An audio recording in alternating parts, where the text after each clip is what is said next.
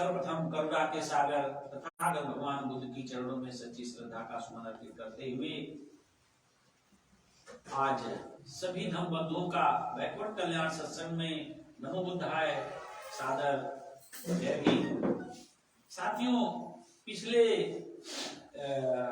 प्रसंग में Buddha and his धम्मा के पाठ में बताया गया था कि राजा बिंबिसार और उनका परामर्श था कि आप जो कार्य राजन कर रहे हो, कुमार कर रहे हो, उस पर उन्होंने काफी विचार विमर्श करके उनको बताए कि गौतम, अभी भी आप वक्त है, अपनी बातों को सोच विचार लीजिए। फिर भी आज 22वें पाठ में Buddha and his Dhamma doctor B.R. Ambedkar साहब द्वारा लिखित ग्रंथ, तो उसमें आज की जो पाठ में है कि बिंबिसार, राजा बिंबिसार जो मगध नरेश के राजा थे। साथियों, किसी भी धर्म प्रचार को या किसी भी उत्कृष्ट कार्य के लिए राजा का सानिध्य होना, राजा का सहयोगी होना अति आवश्यक है।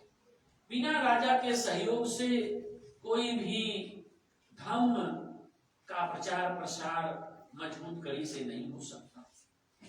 तो उस समय राजा बिंबिसार बहुत ही प्रभावित हुए। फिर भी गौतम सिद्धार्थ उनके विचार सुनने के बाद, राजा के विचार सुनने के बाद, आज के प्रसंग में गौतम उनको जवाब दे रहे हैं और राजा नरेश कह रहे हैं कि तू तो पर्वत की तरह कठोर और दृढ़ता से, जब मगध नरेश ने यह कहा कि तुम तो बहुत ही दृढ़ निश्चयी और पर्वत की तरह कठोर हो, तो उसकी भी बात सुनकर, उन राजा की भी बात सुनकर कुमार अपने निश्चय से विचलित नहीं हुए। वह पर्वत की समान अटल रहे और मगध नरेश ने इस तरह के संबोधन किए जाने पर संयत होकर स्थिर राजकुमार को मैत्री पूर्वक हृदय से उत्तर दिए, हे राजन, जो कुछ आपने कहा है वह आपके योग्य है। आपका जन्म उस महान कुल में, शाक्य कुल में जन्म हुआ है, जिनका राजा चिन्ह इस समय सिंह की तरह है। आप मित्रों से हितचित हैं और आपके लिए यह स्वाभाविक है कि आप अपने एक मित्र को इस तरह से कह रहे हैं, अर्थात एक बड़ा राजा होकर के भी एक राजकुमार को अपने मित्रवत व्यवहार से। साथियों, जीवन में सफल होना है, किसी भी पारिवारिक जीवन में, तो जब तक बच्चा होता, छोटा होता है, उसे लाड़ प्यार से, उसको दुलार से, उसको जरूरतों की चीजों को दे करके 5 साल तक बच्चे को लाड़ प्यार से पालना चाहिए। 5 साल से 15 साल के बच्चे को हमेशा प्रतिबद्धता में रखना चाहिए, क्योंकि यही एक उम्र होती है कि बच्चा विचलित होता है। उस विचलित हुई अवस्था में बच्चे को हमेशा दृढ़ संकल्पित एक निर्णय के रूप में, पिता के रूप में, माता के रूप में कार्य करना चाहिए, नहीं तो बच्चा दिग्भ्रमित हो जाता है। इसके बाद जब बच्चा 15 साल से 18 या इंटर पास कर लेता है, तो हर माँ बाप को इस प्रसंग से यही एक शिक्षा मिलती है कि एक राजा भी एक कुंवर से मिलकर एक मित्रवत करते हैं, वह राजा पर नहीं सो करते हैं। इसीलिए जब बच्चा बड़ा हो जाए तो उसे मित्रवत कार्य करना चाहिए, कभी उसको पिता का धौंस नहीं दिखाना चाहिए, क्योंकि वह आपके समानांतर एक मित्र की तरह है। उसी तरह है, राजा भी मित्रवत व्यवहार करने लगे कि तुम तो एक मित्र की तरह हो। दुश्शीलों को कुछ कुलाग मैत्री शीघ्र की नष्ट हो जाती है। अगर कोई व्यक्ति दुस्साहसी हो जाता है या किसी भी तरह से दुराचारी हो जाता है, कुलीन हो जाता है, तो किसी से भी व्यक्ति से मित्रता नष्ट हो जाती है। सुशील ही है जो नए नए मैत्रीपूर्ण व्यवहार से अपनी परंपरागत मैत्री को दीर्घकाल तक रख सकता है। अर्थात इससे यह शिक्षा मिलती है कि कोई भी व्यक्ति लंबे समय तक मित्रता बनाए रखना है तो सुशील व्यवहार से, आचरण से और सत्यवाणी, दृढ़ संकल्पित विचारधारा से ही लंबे समय तक रह सकता है। दिग्भ्रमित रहने वाला व्यक्ति, पद से भ्रमित रहने वाला व्यक्ति, चालाक रहने वाला व्यक्ति कभी भी किसी का मित्र नहीं हो सकता। इस लाइन से इससे यह प्रसंग मिलता है, इस ग्रंथ से यही हमें शिक्षा मिलती है और इस शिक्षा से हमें समाज को एक नई दिशा और दशा को समझना होगा। यह धर्म ग्रंथ नहीं है, यह जीवन का मार्गदर्शन है। तथागत भगवान बुद्ध ने कहा कि मैं कोई मुक्ति का मार्ग नहीं दे रहा हूँ, मैं तुम्हें ऐसा मार्ग दे रहा हूँ जिसे तुम स्वयं चल करके हर पग पर तुम्हें यह पुस्तक, यह ज्ञान एक मार्ग के रूप में, गुरु के रूप में तुम्हें हमेशा पद प्रदर्शित करते रहेंगे और आप जीवन में सफल होते रहेंगे। इसलिए मैं सभी धर्म बंधुओं से यही बताना चाहूंगा, भारतवासियों से, बैकवर्ड समाज के लोगों से यह बात को समझना होगा। पर इन परिस्थितियों में भी जो मैत्री को त्याग नहीं करते वे ही सच्चे मित्र होते हैं। साथियों, यह जीवन में हमेशा तीन चीज की परीक्षा होती है। जब राजा विषम परिस्थितियों में होता है तो मंत्री की परीक्षा होती है। जब धन से और शरीर से कमजोर होता है तो पत्नी की परीक्षा होती है। और जब बुजुर्ग माँ बाप हो जाते हैं तो बेटे की परीक्षा होती है। अब उसी तरह जब कोई भी व्यक्ति, अगर कोई मित्र जब अपने परिस्थितियों में होता है तो एक मित्रता की परीक्षा होती है। इसलिए चार परीक्षा जीवन में होती है। जो ये जीवन की परीक्षा में सफल हो जाता है वही व्यक्ति सच्चा मित्र होते हैं। सुख पूर्वक, स्वास्थ्य से, वैभव से, सब तरह के मित्रता को निभाते हैं। इसीलिए कहते हैं कि जीवन में सुखी होना है तो कहते हैं अलसस्य कुतो विद्या, वित्तस्य कुतो धनम, धनस्य कुतो मित्र, मित्रस्य कुतो सुखम। अर्थात जीवन में आलसी व्यक्ति को कभी सुख नहीं मिल सकता और न ज्ञान हो सकता, और ज्ञान नहीं है तो धन नहीं मिलेगा, और धन नहीं होगा तो मित्र नहीं होगा, और मित्र नहीं होगा तो सुख नहीं होगा। इस मैत्री के करुणा, दयाशील, सदाचार व्यवहार से व्यक्ति का जीवन सुखमय होता है। इस विचार से, इस पंक्ति से यह ज्ञान का उद्बोध होता है। सम्मानित सभी साथियों, संपत्ति प्राप्त करने के लिए, अपने मित्रों के लिए हम के निमित्त जो उसका उपयोग करते हैं उसके लिए संपत्ति सार्थक है। क्योंकि जिस प्रकार हम पृथ्वी पर खड़े होते हैं अर्थ पर, तो उसी तरह हमारी व्यवस्था, हमारी मित्रता, हमारे सगे संबंधी एक संपत्ति यानी अर्थ पर ही निर्मित होती है, सार्थक होती है। जब उसका निवास भी होता है वह सभी धर्म से ही बनता है। सभी चीजें धर्म से ही निर्माण होती हैं, धर्म से और मित्रता से और पैसे से। इसलिए सुखमय जीवन जीने के लिए यह बहुत ही आवश्यक होता है। और अगर जो किसी भी व्यक्ति के अंदर किसी भी तरह का कुप्रचार या कुविचार है तो वह विनाश की तरफ जाएगा और हमेशा दुखी रहेगा। इसलिए कभी भी मित्र के साथ दगाबाजी मत करिए। वह मित्र पत्नी हो सकती है, वह मित्र आपका भाई हो सकता है, वह मित्र आपका सगा संबंधी कोई भी हो सकता है। अगर मानव है तो मानव के साथ दगाबाजी न करिए, यही मानवता का सबसे सर्वोत्तम मार्ग है। अगर कहीं भी दगाबाजी है तो वह मानवता नहीं है, वहाँ शैतान है, इंसानियत नहीं है।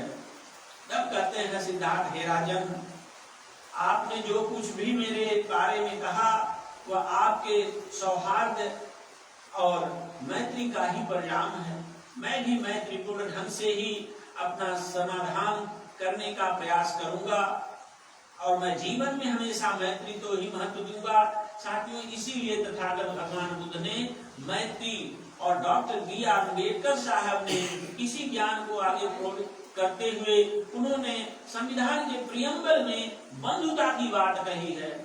इसलिए साथियों, भारतीय संविधान में 60% अगर अच्छे मानव मूल्यों का है उद्धरण तो आपके बुद्ध धम्मा से मिलेगा। इसलिए साथियों, जितने भी मानवता के दुश्मन हैं वह संविधान विरोधी हैं, वह नहीं चाहते हैं कि मानवता कायम रहे। इसलिए ऐसे लोग जो मानवता के दुश्मन होते हैं वह संविधान को नकारने का काम करते हैं। तो आप कोई भी व्यक्ति बड़े आसानी से समझ जाएगा कि जो संविधान का विरोध कर रहा है वह कहीं न कहीं मानवता का विरोध कर रहा है, वह इंसान नहीं, वह शैतानी गुण उसके अंदर विद्यमान है।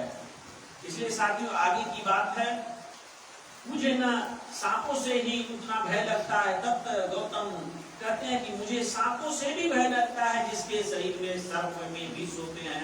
न आकाश के गिरने का मुझे भय है, न किसी के वज्र मतलब बाणों का भय है, न मुझे वायु के झोंकों से, आग के गोलों से मुझे किसी भी तरह का भय नहीं है। जितना भी भय इंद्रियों के विषयों में लगता है वह सभी मेरे इंद्रियों में अजय है, मैंने जीत लिया है और हर तरह से मैंने इंद्रियों को अपने बस में जीत लिया है और जीतने का प्रयास कर रहा हूँ। यह भी इस वक्तव्य में बताया जा रहा है। यह अस्थिर विषय है, क्योंकि विचार साथियों, कुछ विचार होते हैं स्थिर होते हैं, कुछ अस्थिर होते हैं। जिस प्रकार बिल्डिंग का 4 पिलर वो हमेशा स्थिर होते हैं और कुछ ऐसे खिड़की दरवाजे वक्त के अनुसार, समय के अनुसार लोग बदल सकते हैं। उसी तरह किसी भी व्यक्ति को अपने सिद्धांत पर दृढ़ संकल्पित स्थिर होना चाहिए और कुछ छोटे छोटे जो विचार समय काल परिस्थितियों से होते हैं उसे ही बदलना चाहिए, तो व्यक्ति जीवन में कभी भी असफल नहीं होगा। यह विचार से आपको यह उद्धृत होता है। हमारे सुख और संपत्ति के विनाशक हैं जो विचार अस्थिर हैं। जो विचार अस्थिर होते हैं वह हमेशा संपत्ति से विनाशक होते हैं। जो संसार को अंततः शून्य और माया के सदृश हैं, आशा काल में ही वह आदिकाल के चित्त के चंचल कर देते हैं। इसलिए व्यक्ति को किसी भी तरह की अपने चित्त को अस्थिर नहीं करना चाहिए कि आज ये ले लो, कल ले लो। अपनी मोह माया इच्छाओं को बहुत ज्यादा इच्छावान बनाएंगे तो कालांतर में आपका सर्वनाश होगा। आगे कहते हैं कि इस पृथ्वी पर ही स्वर्ग लोक और मृत लोक है। जहां तक लोग कहते हैं ऊपर वाला नीचे वाला, लेकिन तथागत भगवान बुद्ध ने इस पृथ्वी पर स्वर्ग लोक और मृत लोक दोनों के बारे में चर्चा किया है कि मृत लोक और दिव्य लोक यह विषाक्त युक्त है, यह जहर है, इसके भ्रम पैदा किया जाता है, इस भ्रम में लोगों को डुबोया जाता है, यह जहर के समान है। को संतोष करना सुख प्राप्त नहीं हो सकता। उन्होंने स्पष्ट कहा है कि जो मृत लोग स्वर्ग लोग की बात करके आपको संतोष करने की बात करते हैं वह सुख कभी नहीं दे सकते। इस प्रकार ईंधन के रूप में वायु प्रेरित आग को, जिस प्रकार कभी भी कोई आग जलती है और जब तक उसमें हवा नहीं रहती है वो तब तक आंच आगे नहीं बढ़ती है। इसीलिए आपके जीवन में हमेशा प्रेरणा देने के लिए विचारों का होना, सुदृढ़ होना बहुत ही आवश्यक है। इस प्रकार विषयों अपने मन के अंदर जो व्याप्त तरह तरह के विषय वासनाओं को, कामना को रखने वाले को अगर अपने अंदर शांत भाव से है तो उसे किसी भी तरह की लालसा आदि प्यास नहीं होगी और वह सारी तरह की प्यास बुझती जाएगी जब व्यक्ति अपने अंदर दृढ़ संकल्पित होकर के अपनी इच्छाओं, अपनी इंद्रियों को बस में रखेगा। लेकिन आज बड़ा दुर्भाग्य है कि लोग क्षण क्षण में किसी को भी देख करके अपनी कमाई के से अधिक लोग इच्छा व्यक्त करते हैं, वही जीवन में दुखी रहते हैं। यह बात तथागत भगवान बुद्ध जब कौरावस्था में थे तभी वो बता दिए थे राजा से।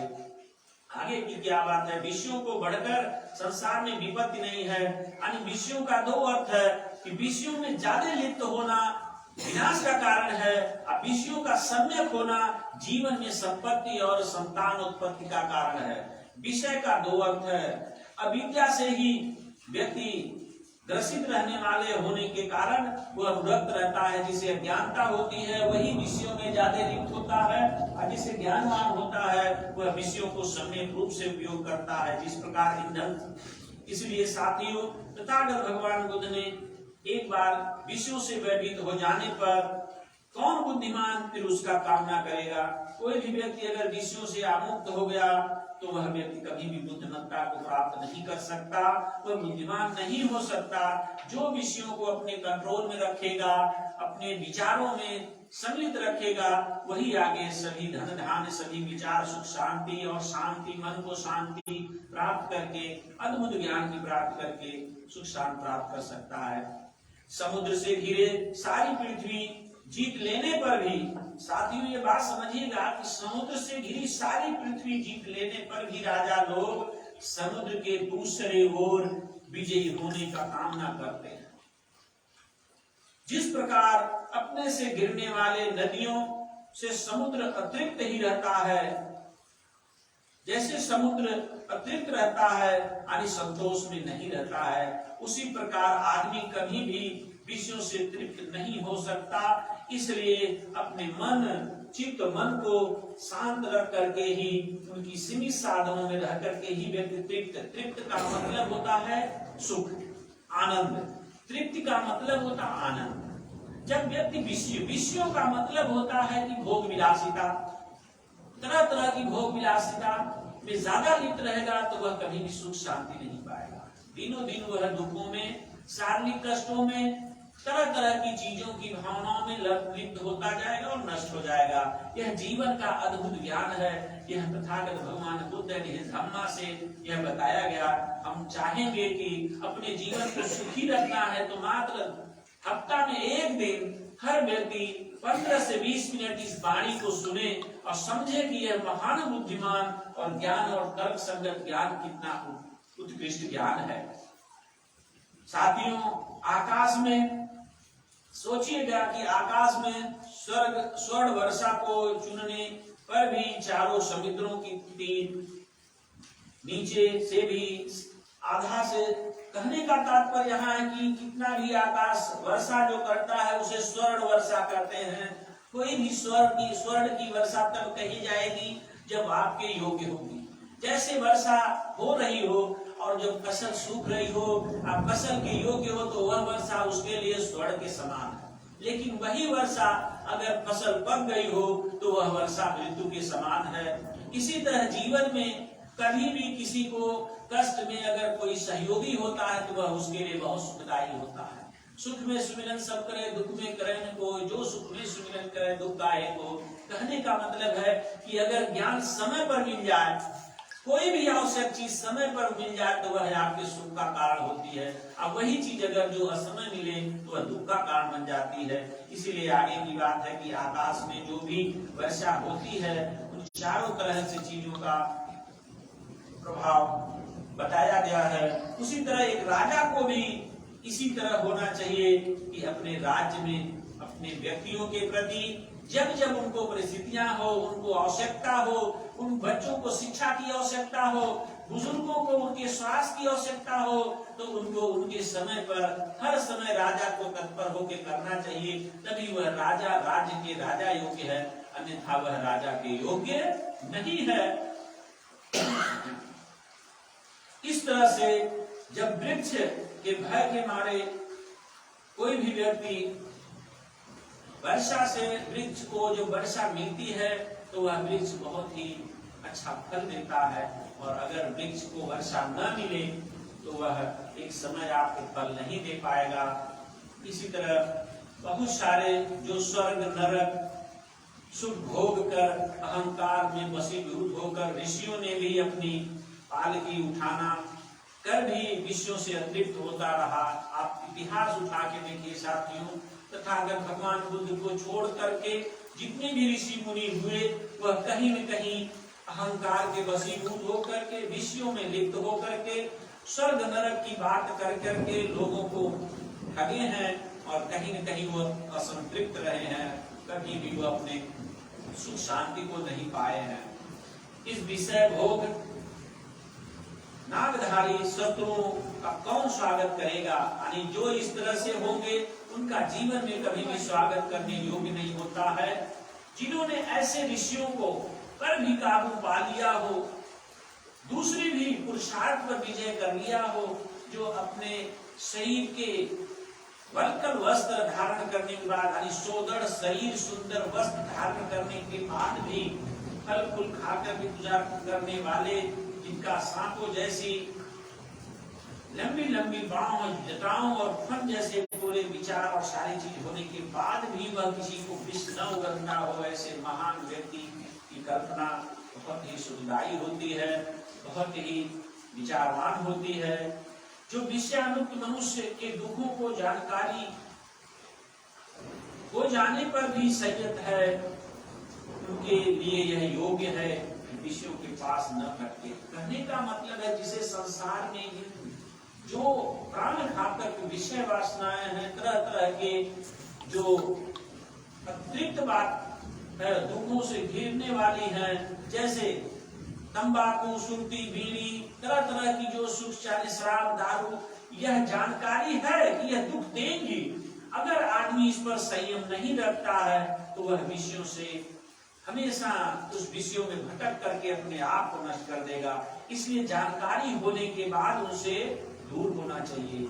साथियों, विषाक्त चीजों से हमेशा दूर रहना चाहिए। जब तक ज्ञान नहीं है तब तक तो अलग बात है, लेकिन जिस दिन व्यक्ति को ज्ञान हो गया उस दिन इन सारी चीजों से अलग हट के रहना व्यक्ति की अपनी खुद की बुद्धिमत्ता है, उसी पर चलना चाहिए। नहीं तो हर तरह से वह हमेशा दुख में रहेगा। इसलिए तथागत भगवान बुद्ध हमेशा इस विचार पर आपको अवगत कराते रहे। इससे आहत होकर वह भयानक दुख को प्राप्त होगा। अगर व्यक्ति इससे जानकार होने के बाद भी अगर करता है तो भयाया दुख आज आप हर जगह देखिए। जानने के बाद भी लोग इस दुखमयी कष्ट आज से 250 वर्ष पूर्व ये तथागत भगवान बुद्ध ये वाणी बोल चुके थे, लेकिन आज तक जिस समाज में पैदा हुए, जिस देश में पैदा हुए, उस देश के लोग आज भी भगवान बुद्ध को अपने महापुरुषों की वाणी जो नहीं मानता है वह हमेशा गर्त में जाता है। और किराए की बुद्धि और किराए के कोई भी इष्ट कभी भी बहुत समय तक आपको सुख नहीं दे सकता।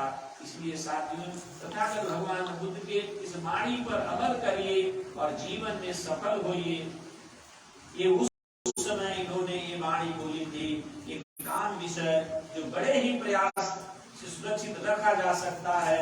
विषय वाच्यों से अंतर यह जहाँ से आते हैं, यह व्यक्ति के अंदर दो बात होती है, विचार, एक सुसुप्तावस्था होती है, एक जागृतावस्था होती है। जो व्यक्ति जैसी जागृतावस्था में देखता है, सुनता है, अमल करता है, वह जागृता मतलब जागा हुआ। जब वह दिन में जो जो चीज देखता है उस देखने के बाद वह अपनी ब्रेन से, बुद्धि से वह सुसुप्तावस्था में निर्णय करता है, वही व्यक्ति सर्वथा ज्ञानी होता है।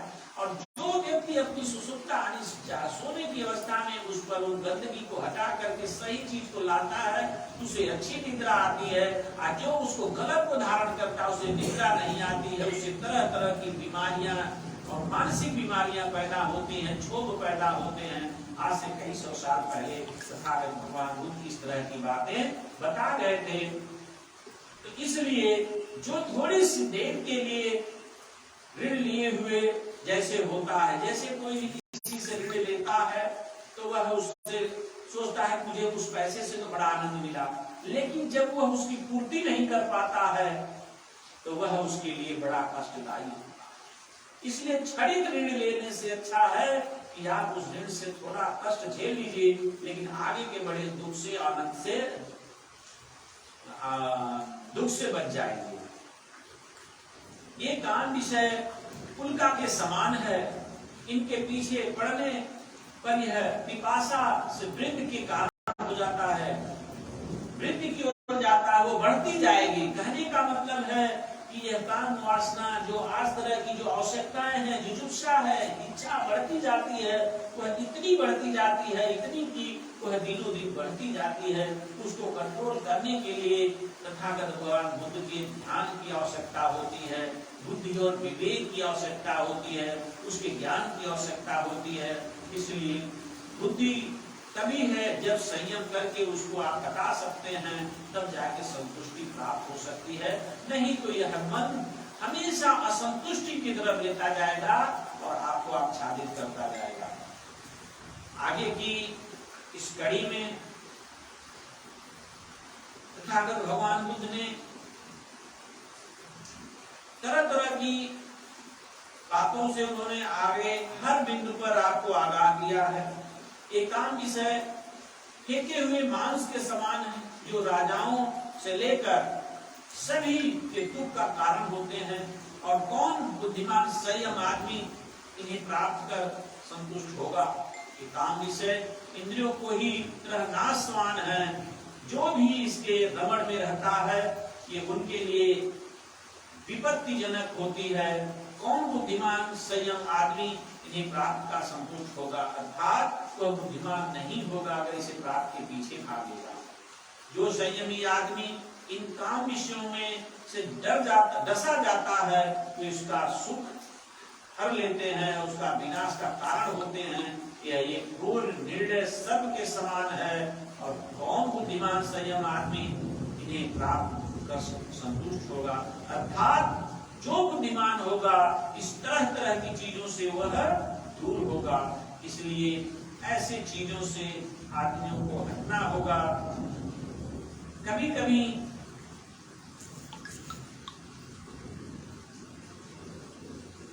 जीव जंतुओं से भी देखा जाता है कि जिन काम विषयों के भोगने में भी वैसे ही तृप्त नहीं होती, जैसे एक कुत्ते को हड्डी चाटने से जो सूखी हड्डी के पंजर में के समान है, कौन बुद्धिमान संयम आदमी उस कुत्ते के समान अपना जीवन से संतुष्ट होगा, अर्थात नहीं होना चाहेगा।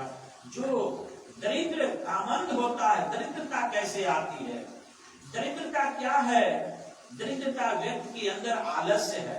दरिद्रता व्यक्ति को तब आती है जब वो अपने कार्य से प्रेम नहीं करता, अपने वर्क पर समय नहीं रखता, समय का ध्यान नहीं देता, ईश्वर अल्लाह के भरोसे जीता है, वह एक दिन दरिद्र हो जाता है। कोई भी व्यक्ति ईश्वर अल्लाह गाड भाग्य भगवान के भरोसे जिएगा वह दरिद्र हो जाएगा। आज इसीलिए आप SC ST OBC के मैक्सिमम लोग आपको दरिद्रता की कगार को जी रहे हैं। न उनको खाने को है, न उनको अच्छा पहनने को है, न अच्छी शिक्षा ग्रहण करने के लिए है। यह उनकी यही दरिद्रता है कि वह इन भाग्य भगवान के भरोसे जीते हैं, कर्म के भरोसे नहीं चलते हैं।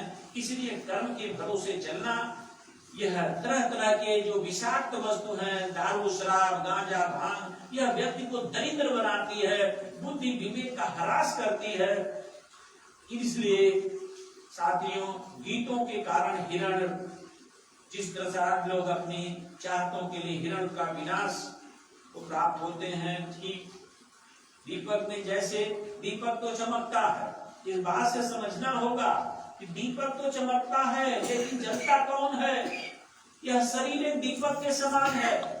यह शरीर में खून हमारे तेल के समान है और जलती हुई लौ यह तब तक जलती है जब तक इसमें खून में लौ है। उसी तरह हमारी ये शरीर है, हमारी इच्छाएं हैं। अगर हम इच्छाओं को अगर कंट्रोल में नहीं रखेंगे तो दीपक की तरह वो इतनी जलते जलते स्वयं इतनी नष्ट हो जाएगी। इसलिए साथियों, इन बातों को अमल करते हुए, इन बातों को, आगे की चीजों को हम समझना चाहेंगे कि आगे तथागत भगवान बुद्ध ने इन छोटी छोटी बातों को, एक एक बिंदु को आपको बताए हैं कि हर एक चीज जो प्रकृति में है कहीं न कहीं वह आपका गुरु है, उससे आपको ज्ञान मिलता है। जैसे आप घर में ही अगर आप सीढ़ियां देखते हैं तो जिस तरह से सीढ़ियों से छत पर जाने का होता है, उसी तरह किसी संगठन, किसी पार्टी, किसी परिवार में यह पीढ़ियां मेंटेन होती हैं। जहां सीढ़ियां बराबर नहीं रहती, उनकी पीढ़ियां बसती नहीं है, पीढ़ियां नष्ट हो जाती हैं। यह आपको ज्ञान आपके घर में मिलता है। एक झाड़ू से आप शिक्षा ले सकते हैं कि कई तीलियां जब एक जगह होती हैं तो पूरा घर के कूड़े की सफाई हो जाती है, लेकिन जब वही तीलियां बिखर जाती हैं, परिवार रूपी तीली, समाज रूपी तीली, राष्ट्र रूपी तीली जब व्यक्ति बिखर जाते हैं तो वह स्वयं कूड़ा बन जाते हैं। आज देश के बैकवर्ड समाज के लोग इस कूड़े के समान हो चुके हैं, इन तीलियों की तरह बिखर रहे हैं, अपने अपने अभिमान में नहीं, अभिमान में बिखर करके वह खुद झाड़ू बन गए हैं। इसलिए साथियों, तथागत भगवान बुद्ध के इस प्रकृति के ज्ञान को, जो आपके हर क्षण, हर समय, हर क्षण आपको दिखते हैं, एक बल्ब को भी जलना होता है तो वह प्रतिबद्धता में जलता है, और जो प्रतिबद्धता में नहीं जलता है वह कैंसर की तरह होता है। जिस शरीर पे रहता है वह शरीर भी मरती है, वो खुद मर जाता है। उसी तरह आज समाज के लोग आज दरिद्रता की कगार पर जा रहे हैं, निःशुल्क भोजन करते हैं, निःशुल्क खाने की कोशिश करते हैं, निःशुल्क खाने वाला एक दिन दरिद्र हो जाएगा। इसलिए साथियों, इस वाणी को तथागत भगवान बुद्ध के बताए हुए 250 साल पहले वाणी आज भी परिलक्षित होती है। इसलिए इन्हीं शब्दों के साथ आप सभी धर्म बंधुओं को आज के पाठ में यही कर तथागत भगवान बुद्ध के वाणी को बताने का प्रयास किया गया। अधिक से अधिक शेयर करें, इसको समझें और आगे एक दूसरे को समझाने की कोशिश करें, शिक्षा ग्रहण करें कि प्रकृति आपके सामने गुरु है, हर क्षण आपको शिक्षा देती है। इसलिए प्रतिबद्धता, अगर सफल होना है तो प्रतिबद्ध रहिए। इन्हीं शब्दों के साथ सभी धर्म बंधुओं को बैकवर्ड कल्याण सत्संग में सभी को नमो बुद्धाय, जय भीम, जय भारतीय संविधान। मैं डॉक्टर डी.एन. गौर आप सभी को सादर जय भीम। अगले शनिवार को फिर मिलेंगे बुद्ध धम्मा के पाठ। अगली कड़ी में आपको आप लाइव देख सकते हैं संविधान के पाठ में, तीसरे संविधान के पाठ में आप लोग जरूर उपस्थित हो। नमो बुद्धाय, जय भीम।